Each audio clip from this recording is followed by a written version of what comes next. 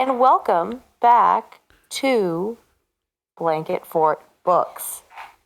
This is MC Hot Waffle, and you're going to hear us do a lovely episode about a lovely movie that we all got to watch together, yet separately. Who else do we have on the podcast today? Hey, I'm Whitney. It's my first episode. Welcome to the first episode of BFB. Just kidding. This is episode 19. What? Yeah. Isn't that crazy? Yes. Who else does this with us? I forget. Me too. Hi, I'm Jake, and I'm new to the podcast. I'm replacing Gabe because he was really boring and low energy, so I'm here to provide, hopefully, a better experience. Oh, yes, yes. Anyone named Jake is definitely the most interesting person. Yeah. Can't wait to hear your input. A more accessible name to put on the description. Change one 4-letter name for another 4-letter name. Yeah. Yeah. That's how it's done. I hope next week we get a Kyle. Oh, yeah. Yeah, And then, we'll get Dawn, exciting Kyle. Zeke. Oh, Zeke. Oh, I can't wait for Zeke. He's so fun. Quirky I Zeke. already don't like Zeke. Zeke's not allowed to come. He'll have to get canceled at some point. He'll be good is. until he says something problematic on the podcast. Oh, homophobic Zach. Yeah, homophobic Zach. He needs his own podcast. Yeah, you are in for a treat of revolving white men. Get ready. All right. We'll link it in our description of the episode. So before we jump into the movie that we watched, which, by the way, I was in it, and I did a fantastic job in my own opinion. You did. Do you agree? Let's applaud Rachel's performance as the main character in Ammonite. Yay, I'm clapping. I don't know if you can hear it. Thanks. One of her latest performances, in fact. Yeah, I was busy. But now I have time to do episode 19 with you guys, because that's my true passion as a British film star. Mm-hmm. But before we get into that, let's talk about what the heck we were into this week. Hey, Gabe, what the heck were you into this week? You're not going to believe what I'm into this week, actually. Because Is it media? it is. It is a particular piece of media that I had a reawakening to, and just how good it is. Are you ready? Oh, I'm ready. I'm ready. I don't know how to reveal it. I wish I could just show you. But it's a particular album by a particular artist. Okay. Called Speak Now from 2010. You know what is so weird about that? What? God. This past week, I have been blasting 1989. Oh, I'll work my way up there, probably. Oh my gosh, we're the same person. Anyway, keep going. No, I've been listening to a ton of Taylor Swift too. Like, why are we all on the same wavelength? Well, I mean, Like- we've been talking about it with one another casually, but I think my growth journey, or whatever this is, like right now, I've reached Speak Now. Okay, well, that is a fantastic album. Oh, 10 out of 10. Well, I have to go back because I don't think I ever really listened to Speak Now all the way through. And now that I listen to it now, I'm just like, this is her epic. This is what, it's long, and I feel like it's almost to its benefit and how long it is, because she really doesn't hold back. And I don't think there's any songs I'd consider bad on it. They're all good in some way. And the first 6 tracks of the album is just hit. It's emotional, and you can belt along to all of them. And I don't know. I think this one deserves some appreciation, and I'm not really familiar with her earlier catalog either. So I will explore that. Treats. Because yeah. I do think 1989 is pretty good, and I also think Folklore and Evermore is pretty good, and that's pretty much it. That's all I know, and I know her singles, but Speak Now was really good. If you haven't heard it, would recommend. I unfortunately experienced that album in the worst way possible when I was working retail at a local business. And all they had was an old CD blaster, and this was the only CD they had. Oh, no. So I just remember that on loop for like 8 to 12 hours a day. I just think that it's like amazing that she like does not care and continues to like shade men that she's dated and like bring it up because she gets shamed so hard for it, and she like doesn't care because it's such like a double standard.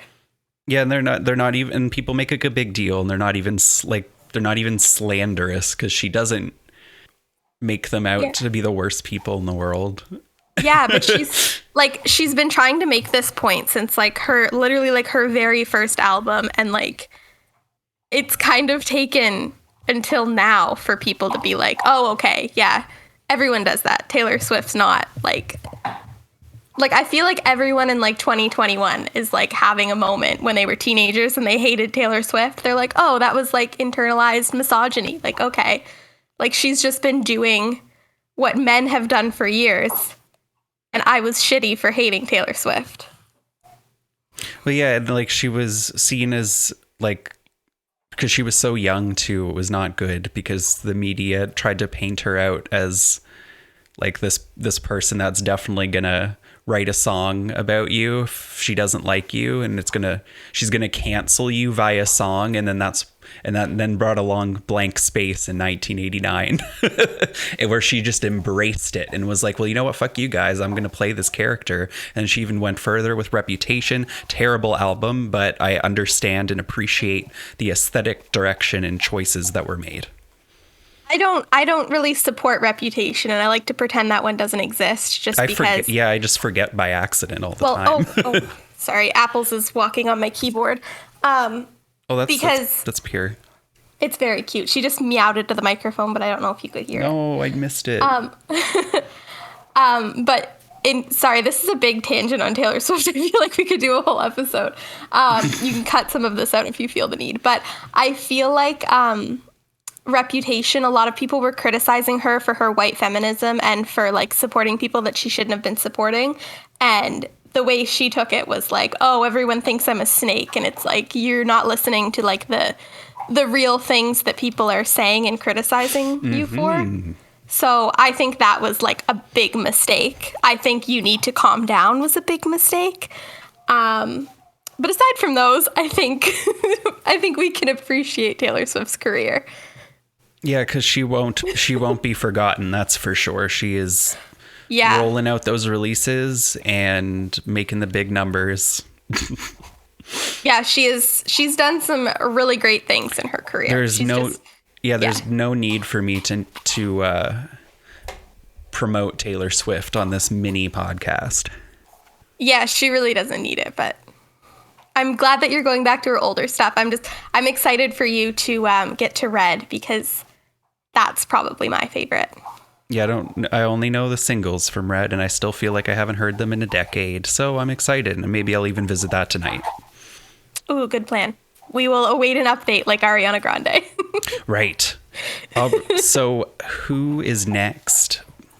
Rachel?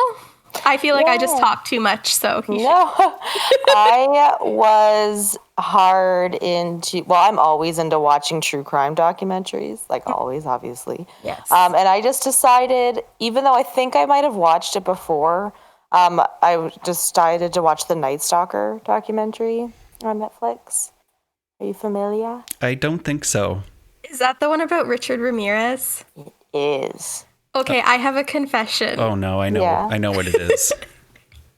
A couple weeks ago, like late at night, I texted Gabe and was like, I think I'm losing my mind because I just saw a picture of Richard Ramirez and I thought he was really attractive. Ew, what?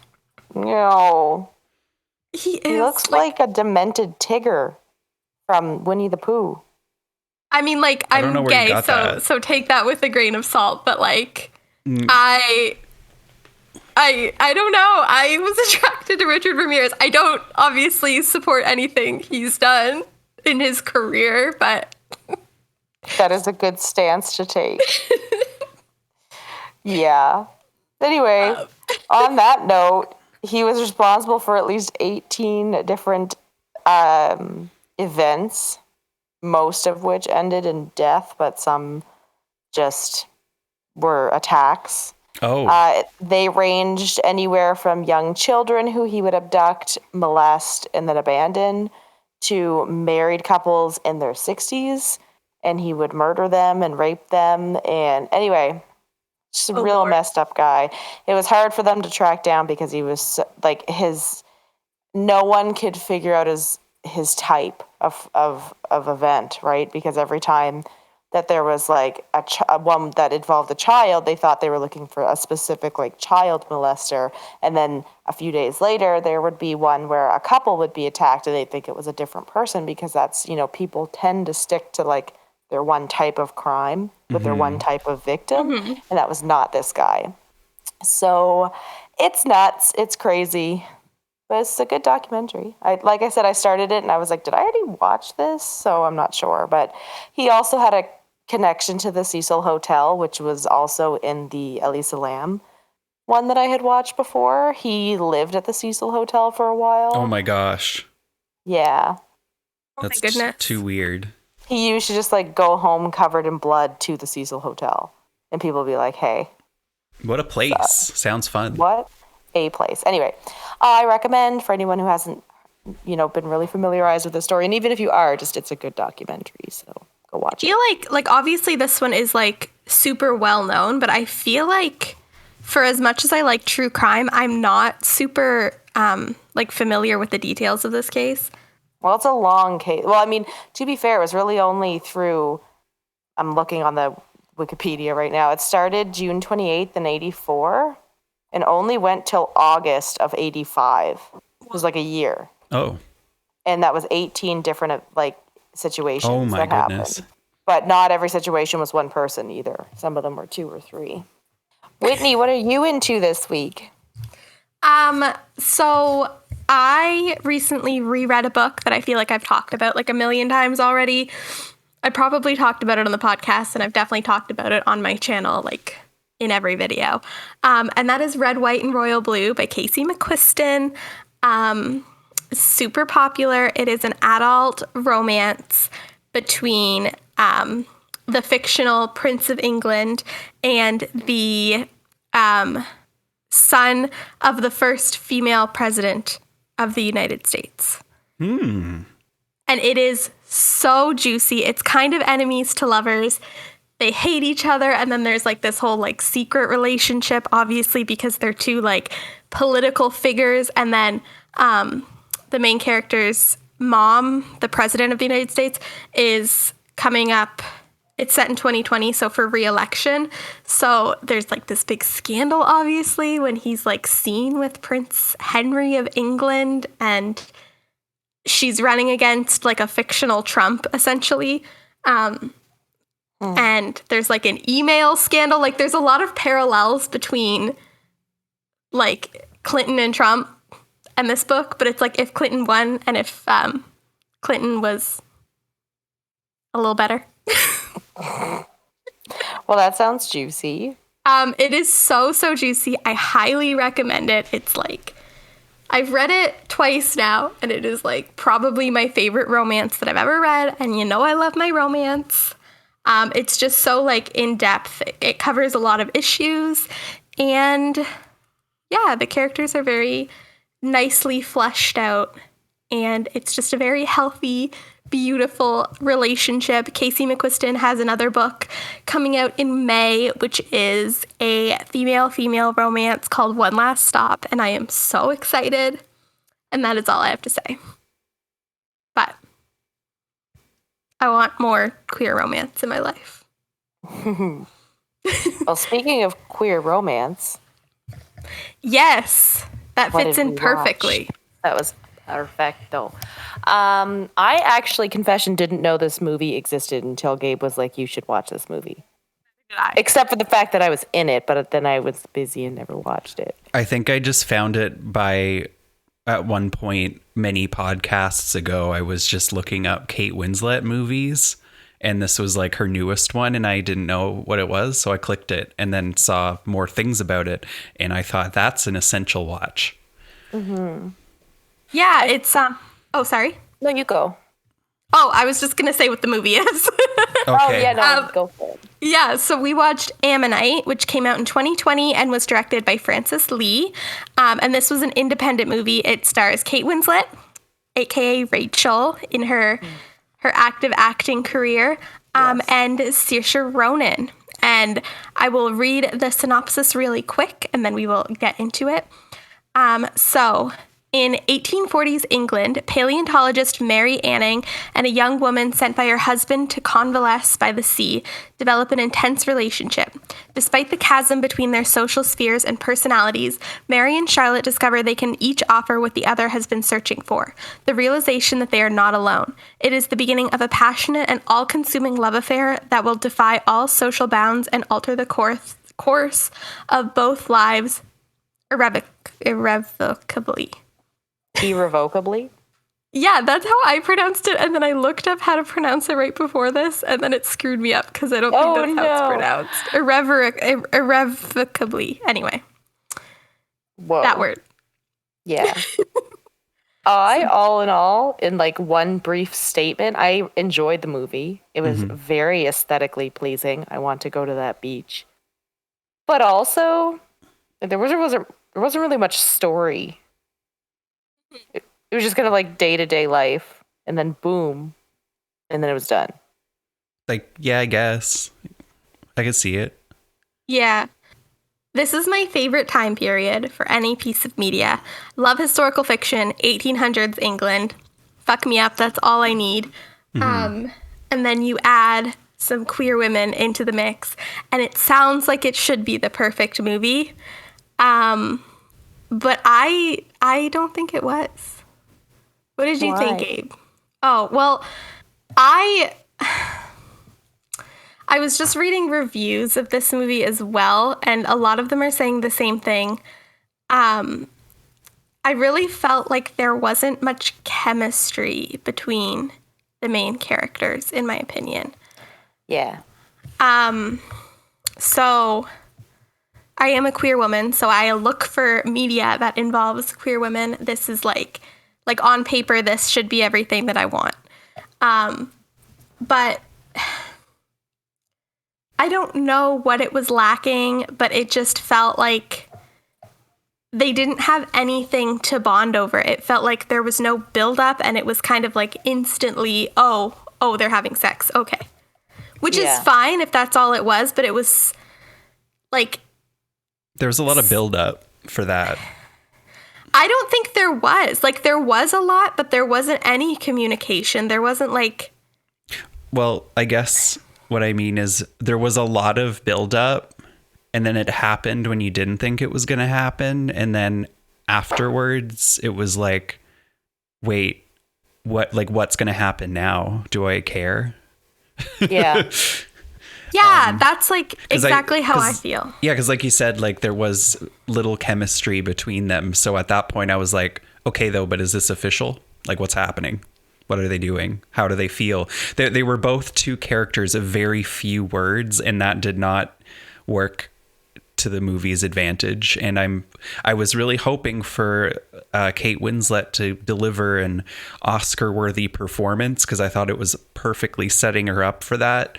But the amount of, like, I know maybe is just based on like the person and what we know about them, but like she didn't speak like ever, and her blank facial expression, it was totally a character. Like, it made sense, but I just think as the main character for this movie, like, I had no connection. I didn't understand who she was.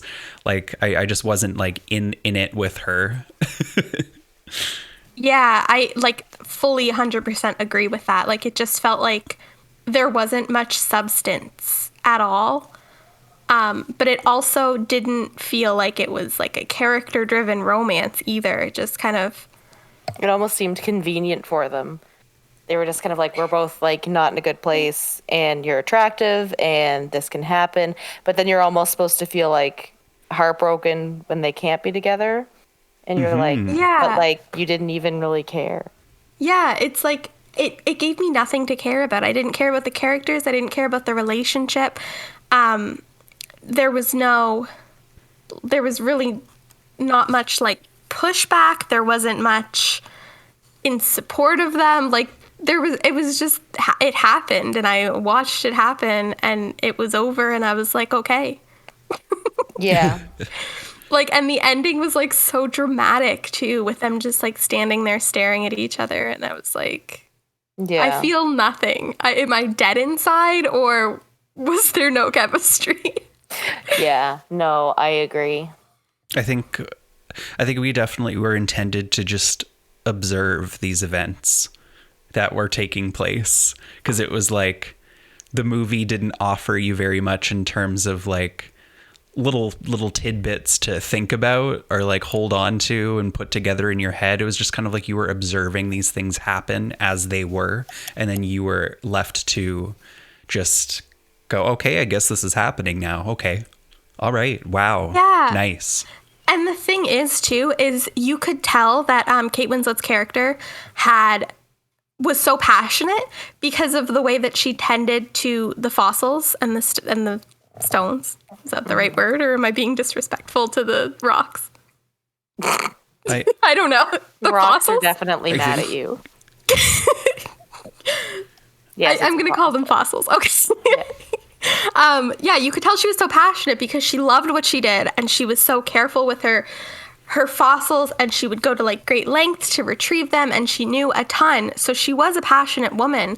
But then when it came to the relationship with Saoirse's character, there was absolutely none of that. So I'm like, was it just like it just really did seem like a convenient, like, okay, there's another woman here. Let's have some sex, and then suddenly we are in love, and the audience is supposed to be like obsessed with this relationship that wasn't even really a relationship because she loved her fossils more than she loved anything else. I know for sure that if this was novelized, it would be, with any narration, whether it be third person or first person, it would have been pretty powerful and steamy, unless you literally just bloated it with random words. Yeah, this would make an amazing novel. I think it totally would. Mm-hmm. Yeah. It was so pretty, though.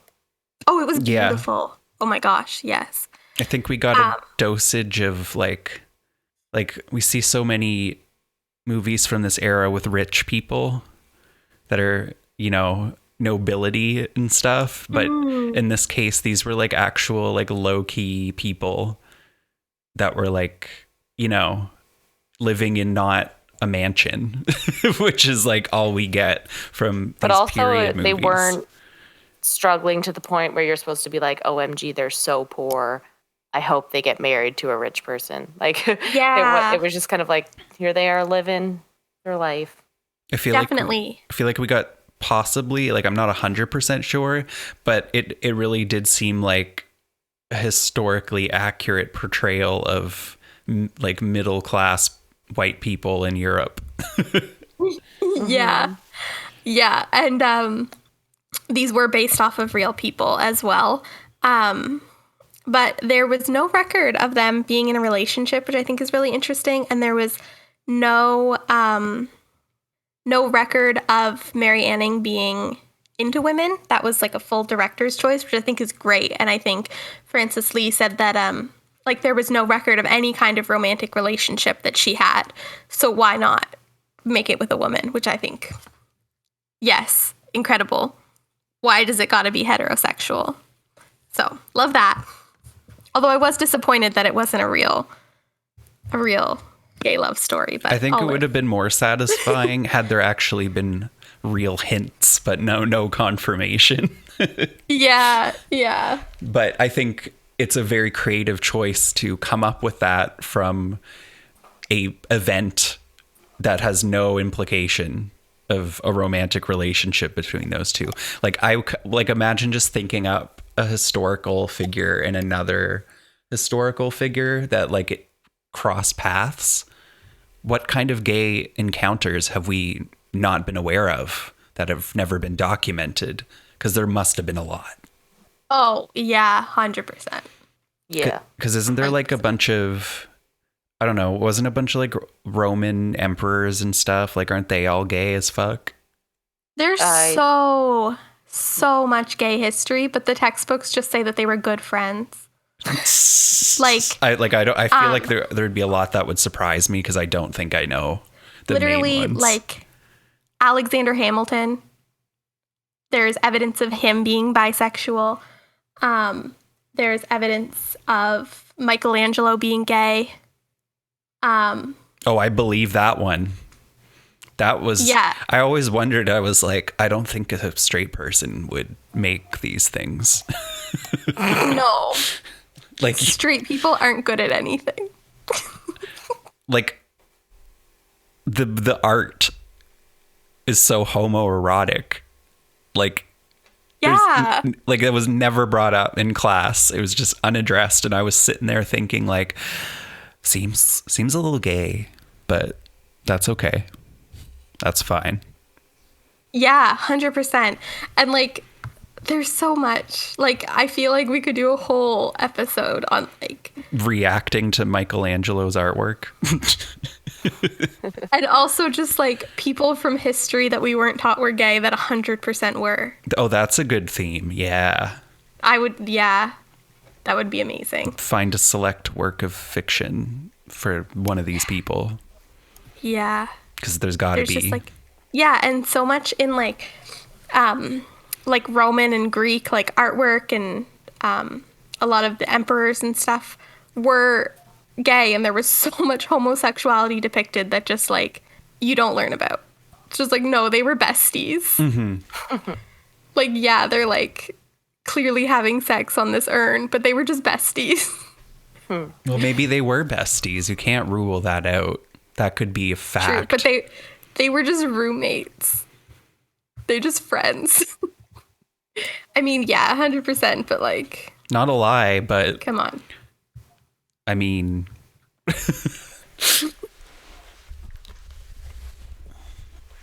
where do we go next with this movie? Is there anything unaddressed? There wasn't really a lot of plot to go over. It's true. So the ending was uneventful. There's like a lot of stuff that happened that didn't contribute to any plot, but it happened. And I think those are the things that I would give credit for making me feel anything for the characters to start with. Mm-hmm. Also, like, yeah, the guy, what's her name? Yeah, so Charlotte's like husband at the beginning, like, he was rude. Yeah, he sucked. Like, that was a moment, and it was also kind of funny for some reason.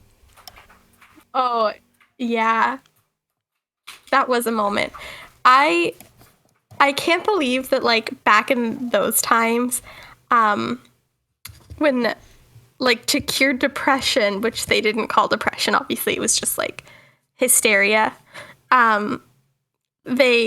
they suggested no brain activity. So it was like you literally just, like, lay in a room and stare at the wall. And that was your cure. You got to, like, leave the room for an hour a day because you couldn't do anything too exciting or it would, like, make you even more sad. I'm into that. Yeah, I wouldn't say I don't think I'm into that. I wouldn't say that's a bad idea. The thing is... No, but, like, you couldn't do anything. Like, you couldn't read. You couldn't... Like, you everything... get to catch up on your sleep. Forever? Like, do you know, like... My problem is that it would have to be forever, because I feel like if you're only doing that in doses of several days at a time, as soon as you come back to the real world and have to do anything, it would just hit you like a truck immediately. So it's either you got to choose forever or in incredibly small doses, which I would just call meditation. But that, as we know, is not exclusively a depression cure, and it does not cure depression by itself. Well, neither does laying in a bed and doing absolutely nothing. That is the opposite of what you need. Like, some days it helps. That's why I'm saying this. Yeah, they just wanted you to embrace your depression, which I mean, like, let's do this. Let's be depressed long term. It's like the 1800s, like, kill me anyway. Like, I will outright say I am speaking on this from experience. Yeah, like I understand because I've done that too, but not forever. And like laying in a dark room staring at the wall makes you feel worse. I love it. Yeah, I kind of need you it. both need to read The Yellow Wallpaper and maybe rewatch Mother, Gabe. Why does that? What does that have to do with lying in bed and looking at your surroundings? That was the same thing. She wasn't allowed to leave because she was depressed. But she had a big house and she was painting in Mother and things. So she wasn't trapped in a room looking at a wall. But it was like the same premise. So It was based on a yellow wallpaper. being trapped in a house, though, I mean, lit. You never have to leave. You guys are both insane. Quarantine. That's like what we're doing. I'm actually I mean, COVID sucks and it's horrible and the people died. It's bad. But the quarantine, I'm not hating it. Yeah, but you can't read, you can't watch TV, you can't talk to anyone, you can't look at your phone. You can't hang out with your dogs. I mean, like, that part I could do short term. But that was the cure Like a couple long weeks. term. Well, I guess I would want, like, at least don't leave the house can be long term. Well, here's the thing No, that I that's guess not. Whitney is trying to point out is like, if it's your own decision, it's fine. But if it's forced upon you as treatment, it's probably not fine.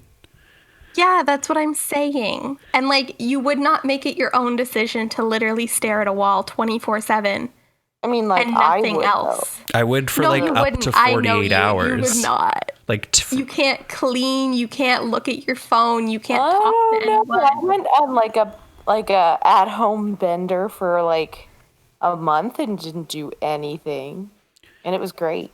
Yeah, like what do You did some things. No, I didn't even clean up my dog's poop. like when Yeah, we're so working, that's what that. do you think we're doing? I don't think that was great though. When we're Well, not you're working. When we're not working, I mean, what do you think we're doing? You're not staring at a wall. I would say a lot of time might be spent staring at a wall. 100% no. The amount of time. I have seen your Final Fantasy hours, Gabe. That is almost literally staring at a wall when you It's translate not. it to It is real brain life activity. things. I mean, true, and you're. I'm looking at a screen in a chair stationary. Might as well be looking at the wall. No, you're not allowed to look at a screen. Well, some days I do need a 48-hour break where no one talks to me and I don't think about anything. And I like a good prolonged nap for like 3 days. some weekends, and like I think this weekend, honestly, is kind of shaping up to look like that. Yeah. That's kind of what I you're did both- today. This has You're been both Blanket Fort Books, and we have depression. Yeah, what a great place to end it. No, we have a question. Oh, we do. I hope it's about depression. It's not because you guys are incorrect. And I want to like Russian sleep experiment you guys. Ooh, I don't know what that means, but like, okay. It's like the creepypasta where they were like forced to just like sit in a room and they weren't allowed to sleep. Oh, no. Oh, And they went I'd crazy. sleep in like 3 seconds. No sleep, no brain activity, no dream. Okay, but I'm still gonna sleep. What was my question?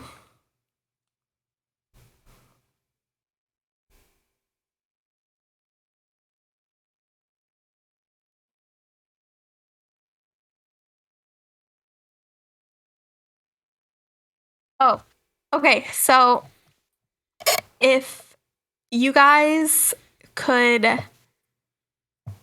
star in a movie that was similar to this, where you were just one-on-one with another actor, who would it be? It doesn't necessarily have to be a romance, but just because there weren't very many characters in this movie at all, it was basically just 2 actors and some background actors and a few other people. I'm not discounting anyone's roles. No, there are no small roles. I would definitely do Kate Winslet because there would be 2 of us on screen.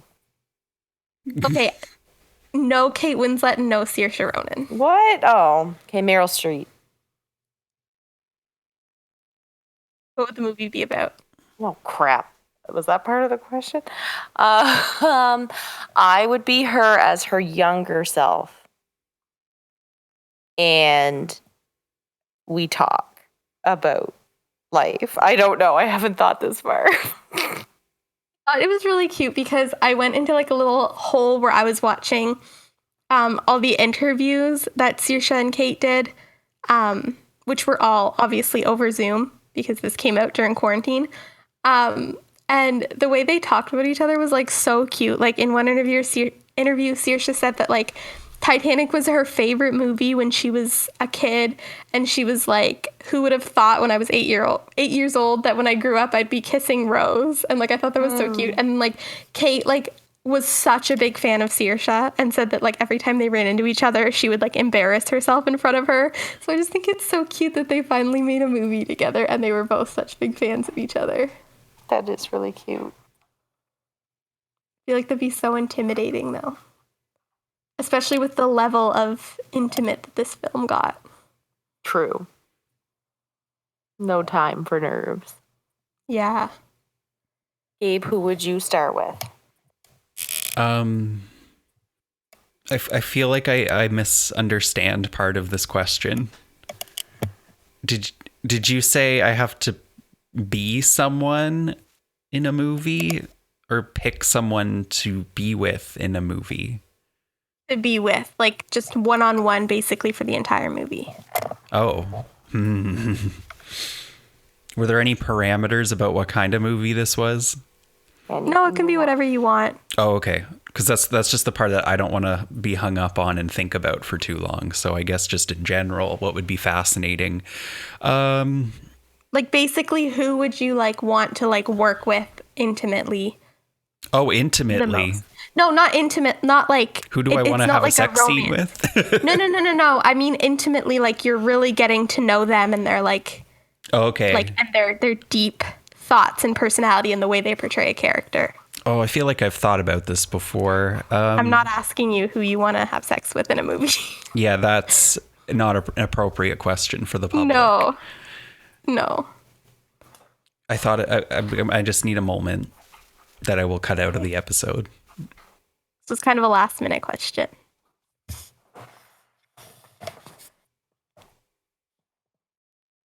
I feel like I would pick Brie Larson because I'm so like obsessed with her, and I think she's so talented. And I've never been like as awestruck by someone as I am by like her acting. Mm-hmm. So I feel like she would be a really good choice, and I would love to see her get into character. And I think she's also just like a really nice person. Like I get that vibe.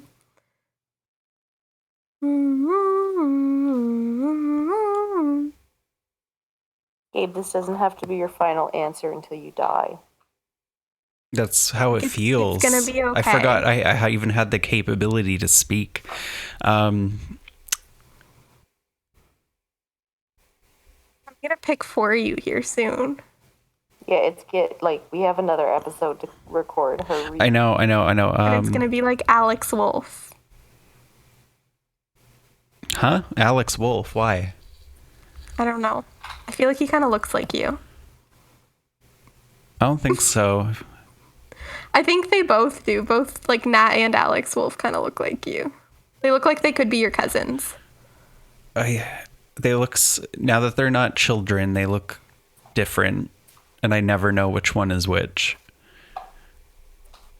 But I don't think I want to hang out, and I don't think that I don't want to. So I just thought of somebody who just slipped my mind.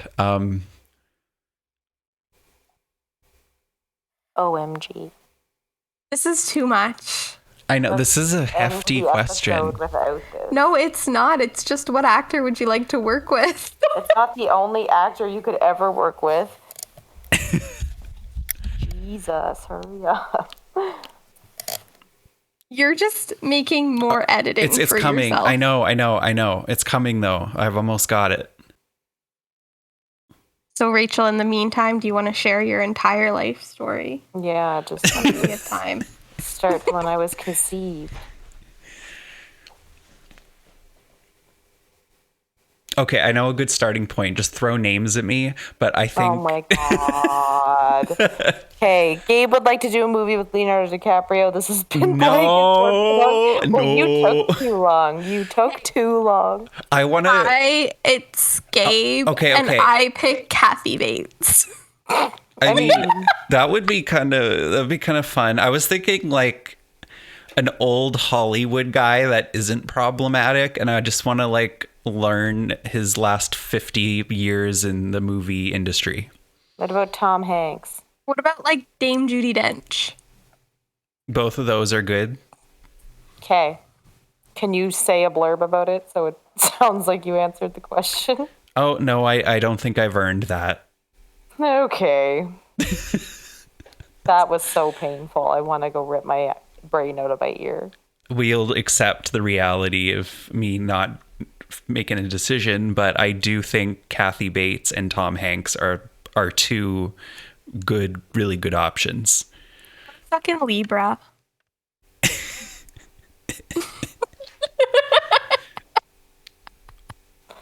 This has been Blanket Fort Books. All right, I'm gonna go shadow Tom Hanks while he does voiceover for Toy Story 5. You can recreate the Carly Rae Jepsen music video. Oh my gosh, that makes Tom Hanks my number one. Okay, I'm glad we've come to a decision. My name is Whitney, and you can follow me on Twitter at Wit and Wisdoms. My name is MC Hot Waffle, and you can find me at Abrams Records on Twitter. And I'm Gabe, and you can find me at Boardseed on Twitter. Don't forget to hit us up on Blanket Fort Book on Twitter. That's the episode, and we will catch you next Friday. Okay, see ya. Bye. Bye.